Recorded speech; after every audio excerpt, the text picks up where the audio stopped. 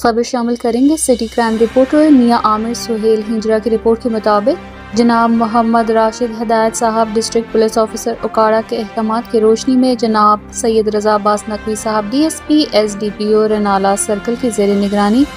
राय Ghulam Rasool inspector SHO थाना शेरगढ़ और अमला थाना शेरगढ़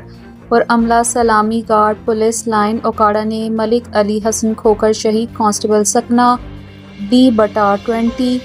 शेरगढ़ के आजियों में शहादत के हवाले से कब्र पर हाजिरी दी और फूल चढ़ाए और फातिहा खानी की और शहीद कांस्टेबल के वालिदैन से इज़हार ताज़ियत किया और उनके हर दुख सुख में साथ निभाने की यकीन दहानी कराई। शहीद की जो मौत है वो कौम की हयात है।